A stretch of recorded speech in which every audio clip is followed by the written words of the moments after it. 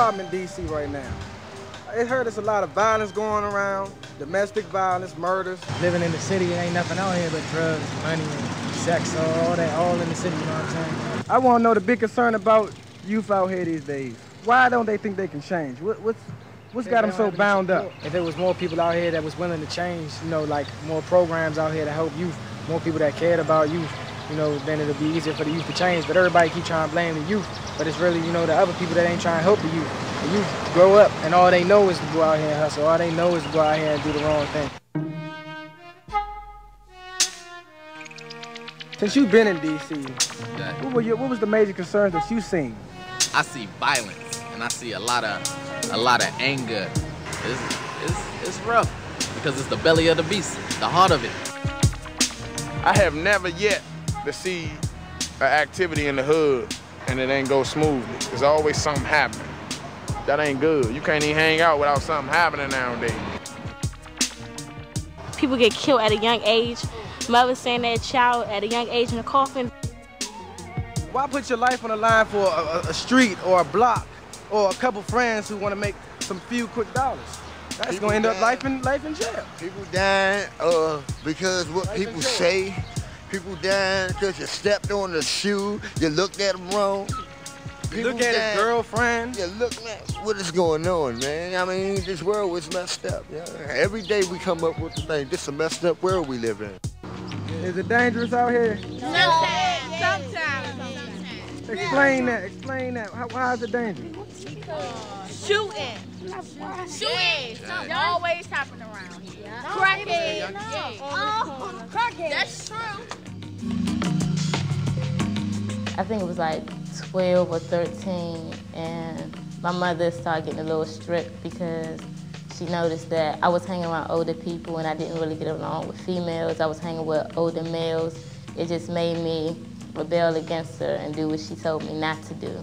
My father, I love him to death. You know, I wish I could see him, but he kind of stepped out on me, and I don't know where he is. When I know he's right around the corner somewhere, or he's somewhere I can call if he actually wanted to see me, but I can't find him. My father died when I was like 9, 10?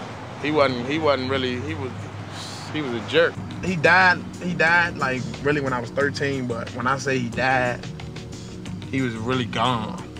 Around 9 or 10, his brain was out there, you know? It was wild. All my life, I started to write when I was like 11. Once I figured out my father wasn't coming back, I just started to write. But I was built up with so much anger. I used to have a lot of cussing in it, and my mother used to find it, and she used to throw it away. So I wouldn't necessarily say it killed my dream, but it kind of made me change it up a little bit because I wanted more understanding from my mother and, I mean, my family and a whole lot of people. When I went to go meet my birth mother, I went up to go meet her, and I'd only talked to her 3 times my whole life on the phone. And when I went to go meet her, she didn't show up. So I came back home, and I called her again, and we was talking, and she was like, you know, she was scared to come meet me and everything, and I was like, that's all right, I can understand that. And I asked her who my father was, and she told me that if I want to know who he was, not to call her no more. And that was when I was 18, so I ain't talked to her since, and I ain't never met her. But she gave me my father's name, but I don't have no way to find her.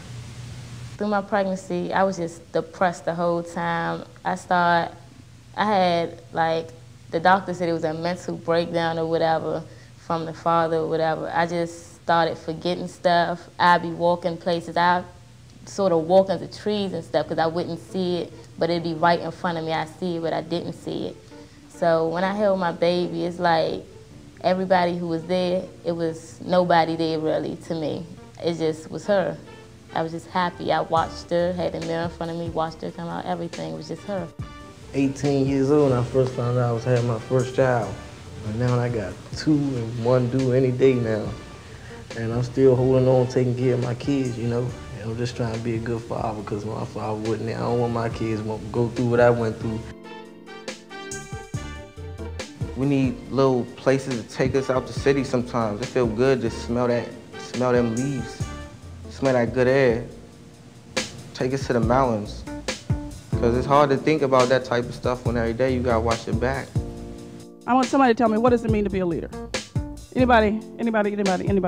Yeah, you said it. What does it mean? That means set an example for those who don't know any better. Exactly. But what I'm going to tell you today is that everything you all want to do, it starts where? In you. It starts in you. Problem solving begins in you. Let me tell you this. What is the difference between a person who walks through the door and says, I'm going in here, and a person who says they won't let us? What's the difference? What stops you from going through the door? Does fear stop you? Yourself. And yourself is your mind.